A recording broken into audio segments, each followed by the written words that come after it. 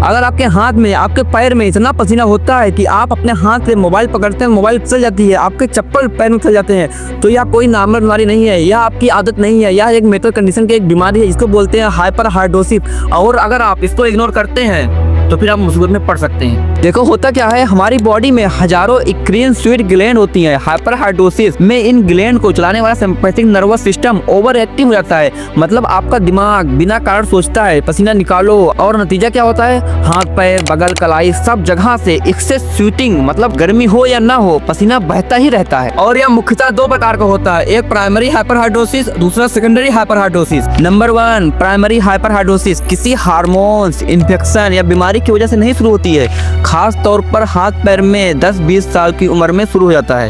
Secondary hyperhidrosis, इसमें क्या होता है, जैसे कि थायराइड बीमारी, डायबिटीज, पीसीओएस, मेनोपॉज, कुछ भी दवाइयाँ एंजाइटी या न्यूरोलॉजिकल प्रॉब्लम के कारण भी हो जाता है। और अगर पसीना इतना आता है कि हैंड शेक करने में शर्म आती है, मोबाइल फिसल जाता है, चप्पल फिसल जाता है, और किसी के सामने बोलने में बतलाने में शर्म आती है, तो फिर यह clinical moderate to severe hyperhidrosis माना जाता है। और इसका डायग्नोसिस कंफर्म करने के लिए क्लिनिकल हिस्ट्री प्लस एग्जामिनेशन काफी होता है, लेकिन जरूरत पड़े तो HDSS score, hyperhidrosis severity scale test, starch iodine test, minor test होता है, ग्रेविमेट्रिक मेजरमेंट, इनसे सेवेरिटी मापी जाती है और इसे कंफर्म किया जाता है कि ये हाइपरहाइड्रोसिस ही है। अब इसके ट्रीटमेंट के बारे में बात करते हैं, क्योंकि इसका इलाज सही है और ऑप्शन कई हैं। सबसे पहले टॉपिकल एल्युमिनियम क्लोराइड 20% प्लस पहली पसंद, रात में लगाते हैं, ज्यादा केस में 50 से 70% लोगों को आराम हो जाता है। नंबर 2 लोन्टोफ्रोसिस, खासकर हाथ पैर के लिए हफ्ते में 2 से 3 बार लगाया जाता है, लेकिन 60 से 80% लोगों को इम्प्रूवमेंट मिलती है। Number 3 topical